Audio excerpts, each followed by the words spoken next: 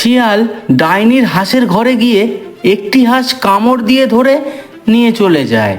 কিরে হাঁসের দল, ডিম দিলি তোরা? কই দেখি তোরা কয়টা ডিম দিলি? কি ব্যাপার, আমার একটা হাঁস কোথায় গেল? আমার হাঁসের দলের মধ্যে একটা হাঁসকে তো আমি দেখতে পাচ্ছি না। আমার একটা হাঁস কোথায় গেল? একটি ঘন জঙ্গলের ভেতরে বসবাস করত একটি ডাইনি। ডাইনির অনেকগুলি হাঁস ছিল। ডাইনি সেই হাঁসগুলির দেখাশোনা করত ও সেই হাঁসের ডিমগুলি ডাইনি খেত।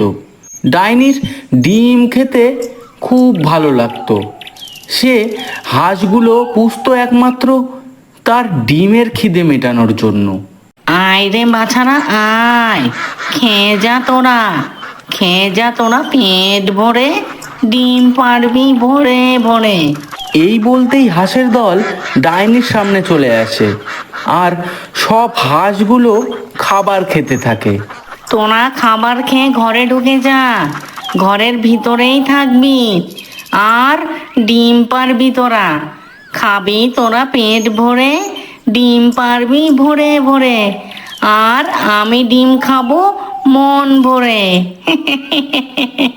ডাইনি হাঁসগুলোকে খেতে দিয়ে ডিম খাওয়ার জন্য নিজের ঘরের বারান্দায় গিয়ে বসলো।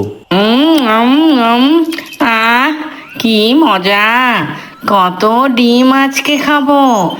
আজ আমার হাঁসগুলো যে অনেক ডিম দিয়েছে, আজ আমি মন প্রাণ জুড়ে ডিম খাবো।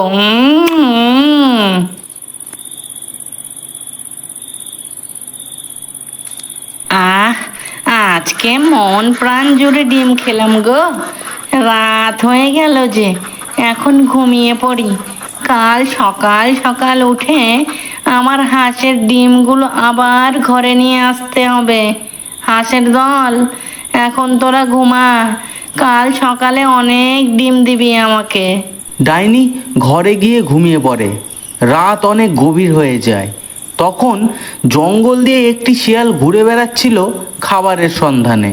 খিদেতে পেটটা যে আমার একেবারে শুকিয়ে গেল। দুদিন হয়ে গেল কোনো শিকার করতে পারিনি। এইভাবে চলতে থাকলে আমি তো না খেয়েই মরে যাব। আজ যে করেই হোক খাওয়ার জোগাড় করতেই হবে। শিয়াল খাবারের সন্ধান করতে করতে এদিকে ওদিকে জঙ্গলে ঘুরতে থাকে। ঘুরতে ঘুরতে শিয়াল ডাইনির বাড়ির সামনে চলে আসে। ডাইনির বাড়ির সামনে এসেই শিয়াল দেখতে পায় ডাইনির হাঁসগুলো সেখানে আছে। ও বাবা, এ তো অনেক হাঁস, কিন্তু এটা তো ডাইনির বাড়ি, আর এই হাঁসগুলো তো ডাইনির। হাঁসগুলো যদি আমি খাই, ডাইনি তো আমাকে আস্ত ছাড়বে না। আবার না খেলেও তো আমি বাঁচবো না। একটা হাঁস যে করেই হোক আমাকে খেতেই হবে, না হলে আমার যে আর শরীর চলছে না। না, একটা হাঁস বরঞ্চ আমি ধরে নিয়ে যাই, যা হবে পরে দেখা যাবে। আগে খেয়ে নিজের জীবনটা তো বাঁচাই। শিয়াল ডাইনির হাঁসের ঘরে গিয়ে একটি হাঁস কামড় দিয়ে ধরে নিয়ে চলে যায়। কিরে হাঁসের দল, ডিম দিলি তোরা? কই দেখি তোরা কয়টা ডিম দিলি? কি ব্যাপার, আমার একটা হাঁস কোথায় গেল? আমার হাঁসের দলের মধ্যে একটা হাঁসকে তো আমি দেখতে পাচ্ছি না। আমার একটা হাঁস কোথায় গেল? আমার একটা আজকে আবার পালিয়ে গেল নাকি? না, ব্যাপারটা তো আমার সুবিধার মনে হচ্ছে না। আহা হা হা হা, ঘুমটা আজকে যা হলো, ভরা পেটে ঘুম ভালোই হয়। ডাইনির হাঁস কাল রাতে খেয়ে আমি যা মজা পেয়েছি, এত সুন্দর খেতে, আজকে রাতে আবার গিয়ে একটি হাঁস ধরে নিয়ে আসবো। একেবারে অনেকগুলো হাঁস ধরা যাবে না, ডাইনি সন্দেহ করতে পারে। একটা একটা করে খাবো। আজ রাতে ডাইনি ঘুমোলে আবার যাব। আমার হাঁসের দল, তোরা কিন্তু কেউ পালাবি না। তোরা খেয়ে নে, খেয়ে ঘুমিয়ে পড়। তোদের আমি অনেক যত্নে রাখি। তোরা খাবি আর ডিম পারবি। কাল সকালে আমি ডিমগুলো নিয়ে যাব। ডাইনি হাঁসগুলোকে খাবার দিয়ে ঘুমোতে চলে যায়। সেই সুযোগে শিয়াল আবারও ডাইনির বাড়ির দিকে আসতে থাকে। এতক্ষণে ডাইনি ঘুমিয়ে পড়েছে, আমি যাই, ডাইনির হাঁসগুলো তো খেতে হবে। অনেক খিদে পেয়েছে, আজকেও একটা হাঁস খাবো। একেবারে সব হাঁস খেলে ডাইনি সন্দেহ করতে পারে। এক এক করে সব হাঁস খাবো, প্রত্যেক দিন একটা করে খাবো। শিয়ালটি হাঁটতে হাঁটতে ডাইনির বাড়ির সামনে চলে আসে। হাঁসগুলো দেখে শিয়াল আরও লোভে পড়ে যায়। শিয়াল হাঁসের ঘরের সামনে গিয়ে একটা হাঁস ধরে নিয়েই দৌড়ে চলে যায়। কিরে হাঁসের দল, কয়টা ডিম পারলি দেখি দেখি। কি আজকেও একটা হাঁস দেখতে পাচ্ছি না, কি ব্যাপার? প্রত্যেক দিন একটা করে হাঁস উধাও হয়ে যাচ্ছে। না, এটা তো আমার সুবিধার ঠেকছে না। কিছু একটা করতে হবে এবার।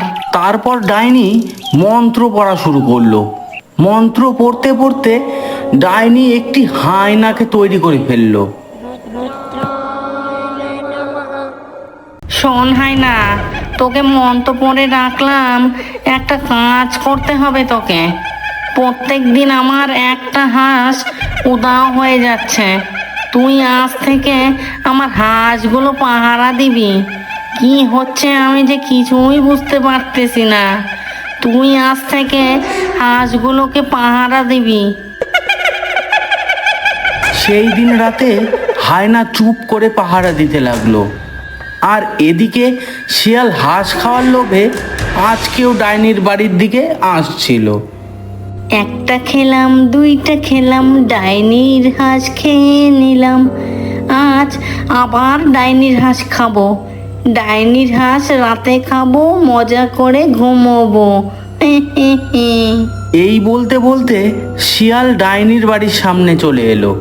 এসে যেই হাঁসের ঘরের দিকে যাবে তখনই সেখানে হায়না দৌড়ে চলে আসে। ওরে বাবা, এ তো একটা হায়না। এই হায়না মনে হচ্ছে ডাইনির হায়না।